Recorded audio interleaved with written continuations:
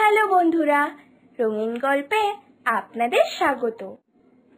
আমাদের গল্পগুলি যদি আপনাদের ভালো লেগে থাকে তাহলে আমাদের চ্যানেলটাকে সাবস্ক্রাইব করে পাশে থাকা বেল আইকনটিকে ক্লিক করে দেবেন।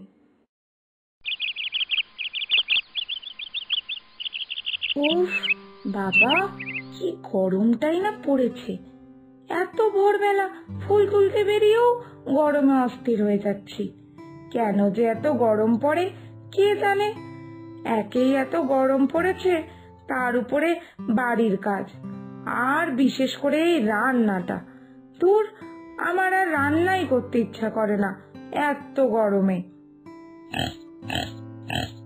ও মা গো, এটা তো দেখছি একটা বাচ্চা শুয়োর। কি মিষ্টি দেখতে এই শুয়োরটাকে। কিন্তু শুয়োরটা এখানে একা একা কি করছে? ও কি তাহলে দলছুট হয়ে পড়লো নাকি? কিন্তু কিন্তু শুয়োরটাকে এখানে একা কেউ পেলে কি হবে তখন? আমাদের গ্রামের ছেলেপেলেরা যা, ওরা তো এই বাচ্চা শুয়োরটাকে পেলে বুঝি মেরে খেয়েই ফেলবে। আহারে, কি মায়া লাগছে শুয়োরটাকে দেখে। না না, ওকে ভাবছি আমার সাথে করে আমার বাড়ি নিয়ে যাই, তারপর শুয়োরটাকে পুষবো, ওর যত্ন করব। সবাই তো গরু, ছাগল, মুরগি, কুকুর আরো কত কিছু পোষে, আমি না হয় শুয়োর পুষবো। না না, শুয়োরটাকে বাড়ি নিয়ে যাই, সেই ভালো।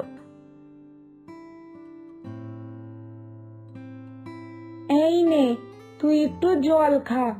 যা গরম পড়েছে, তারপর এখানে একটু বিশ্রাম কর। তারপর তোর জন্য আমি ফেনা ভাত নিয়ে আসবো, খেয়ে দেখবি খুব ভালো লাগবে। ঠিক আছে, আমি যাই, ততক্ষণ তুই বিশ্রাম কর। আমি ভাত বসিয়ে ফেনা ভাত একেবারে নিয়ে আসছি। কি দিদি, এটা তুমি বাড়িতে কি নিয়ে এসেছো? এটা তো একটা শুয়োর। তাই বলি, এত বাজে গন্ধ কোথা থেকে আসছে। এখন বুঝলাম, এই শুয়োরের জন্য পুরো বাড়িতে এত গন্ধ হচ্ছে। আচ্ছা দিদি, তুমি কি আজকে শুয়োরের মাংস রান্না করবে নাকি? তাই এটাকে ধরে নিয়ে এসেছো? তবে দিদি, তুমি যদি এই মাংস রান্না করো তাহলে আমাকে একটু দিও তো। আমি শুনেছি শুয়োরের মাংস খেতে খুব ভালো হয়, তাই এই সুযোগে আমারও খাওয়া হয়ে যাবে। না হলে তোমার দেওর যা কোনোদিনও শুয়োরের মাংস কিনে আনবে না। আমি ওকে কত বলেছি, তাও আনেনি। চুপ কর ছোট, এসব তুই কি বলছিস? কি মিষ্টি দেখতে এই শুয়োরটাকে। আমি ওকে নিয়ে এলাম পুষবো বলে, আর তুই বলছিস শুয়োরের মাংস খাওয়ার কথা? ছি ছি ছি ছি ছোট, তুই এত পাল্টে গেছিস। তুই শুয়োরের মাংস খাওয়ার কথা বলছিস? আমি তো এটা ভাবতেও পারছি না। কি কি বললে তুমি? তুমি এখন এই বাড়িতে শুয়োর পুষবে? ও মা গো, এ আবার কি ভয়ঙ্কর কথা। দিদি, তুমি ভুলে যেও না, এই বাড়িটা শুধু তোমার একার না, এই বাড়িতে আমরাও থাকি। কোন সাহসে বলি, কোন সাহসে তুমি আমার থেকে অনুমতি না নিয়েই এই বাড়িতে ঢুকিয়েছো এই শুয়োরটাকে? শুয়োরের কি বাজে গন্ধ। ইস, খবরদার বলে দিচ্ছি দিদি, এই শুয়োরকে তুমি আজই এই বাড়ি থেকে বের করে দেবে। এই শুয়োরের সাথে আমি একদিনও এই বাড়িতে থাকতে পারবো না, কিছুতেই না।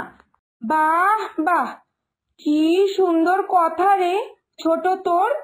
শুয়োরের মাংস খেতে তোর লজ্জা লাগে না, আর বাড়িতে শুয়োর এনে আমি পুষছি বলে তোর অসুবিধা হচ্ছে?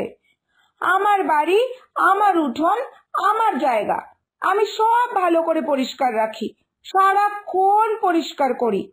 তাই তুই আমাকে এটা শিখাতে আসিস না যে শুয়োর থাকলে বাড়িতে গন্ধ হচ্ছে কিনা। পরিষ্কার পরিচ্ছন্নের ব্যাপারে আমি তোর থেকে কোনো জ্ঞান শুনবই না। তুই আগে গিয়ে তোর ঘর, তোর রান্নাঘর পরিষ্কার কর। এইসব বাজে গন্ধ না সেখান থেকেই বেরোচ্ছে। বড় এসেছে আমার শুয়োরের গায়ের গন্ধ পেতে। হুম। কি বললে? কি বললে তুমি? আমি অপরিচ্ছন্ন থাকি? আমার ঘর, রান্নাঘর থেকে বাজে গন্ধ বেরোয়? আসলে কি বলতো দিদি, যে যেমন করে অন্য কেউ না সে সেটাই ভাবে। আসলে তোমার ঘর দুয়ার তো ওই অবস্থা, তাই জন্য তুমি এসব বলতে পারছো।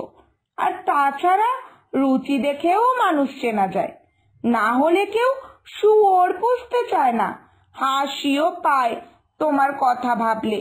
আমি তো শুধু ভাবছি কতটা বেশি কেউ গিদড় হতে পারলে সেই শুয়োর পুষতে চায়। ছি। হ্যাঁ হ্যাঁ, ঠিক আছে।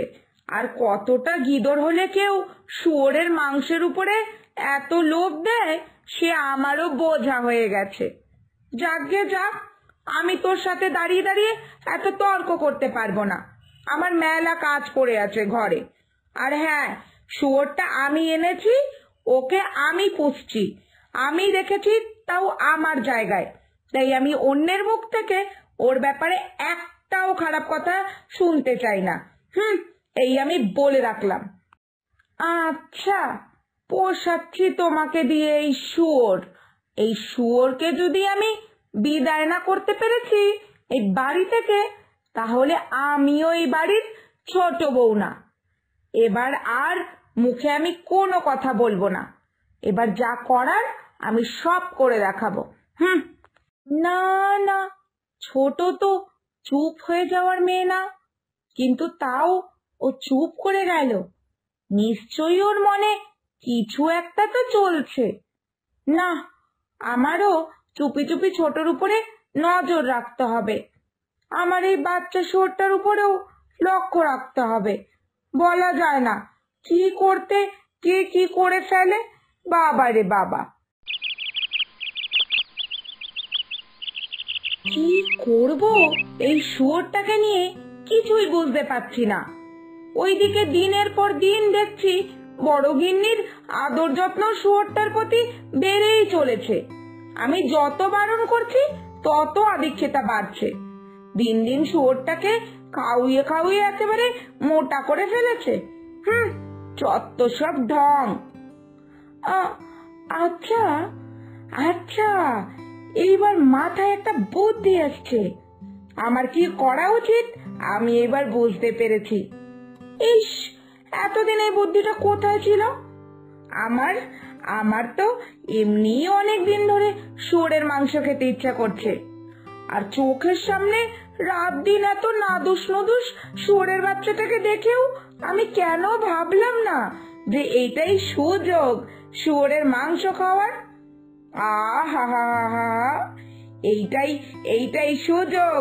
এই সুযোগে আমারও শুয়োরের মাংস খাওয়া হয়ে যাবে আজ রাতেই এই ব্যাটার আমি কাজ শেষ করব।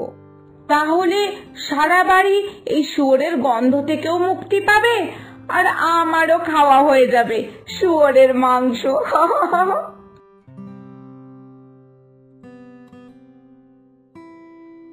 এই যে, এইবার তোর খাওয়া দাওয়া শেষ, এবার তোকে আমি খাবো। এই এই আমার দিকে এমন ভাবে তাকাচ্ছিস কেন? এমন ভাবে তাকাস না আমার দিকে। কি রে, এরম ভাবে তাকাচ্ছিস কেন? না না, এইভাবে কিন্তু তাকাস না। নে, পেট ভরে খা তো। ওই বড় বউটা না তোর যত্নই নিতে পারে না। এখন তো আমি আছি, তোর আর কোনো চিন্তা নেই। তোর সব যত্নের দায়িত্ব এখন আমার। তোর খাওয়া হয়ে গেলেই আমি তোকে স্নান করাতে নিয়ে যাব, খুব ভালো করে স্নান করাবো, দেখবি কি আরাম লাগে। কি ব্যাপার রে ছোট, আমার গোলু তোর কাছে কি করছে? ওকে তুই কি খাওয়াচ্ছিস? আর খাওয়াচ্ছিসই বা কেন? ওর গন্ধে তুই নাকি থাকতে পারিস না, রোজ আমার সাথে অশান্তি করিস, আর এখন তুই ওরই যত্ন করছিস। এসব কি হচ্ছেটা কি? এই তুমি চুপ করো তো। তুমি ওর যত্নই করতে পারো না দিদি, তাই আমি তোমার সাথে ঝগড়া করতাম। তুমি কেন ওর যত্ন করতে পারছো না এটা নিয়ে। ওর গায়ের গন্ধ নিয়ে না, কারণ তুমি ওকে ঠিক করে পরিষ্কার করাও না, স্নান করাও না। তাই তাই এবার থেকে আমি ওকে স্নান করাবো। দেখবে তখন ওর গা থেকে কোনো গন্ধ বেরোচ্ছে না, বরঞ্চ সুন্দর গন্ধ বেরোচ্ছে। হুম। বাবা, গোলুর প্রতি ছোটর এত ভালোবাসা, যে এতদিন নিজেই শুয়োরের মাংস খেতে চাইতো, সে এখন নিজে শুয়োরের যত্ন নিচ্ছে। সত্যি হাসিও পায়। কে যে কখন কাকে ভালোবেসে ফেলে বোঝাই দায়।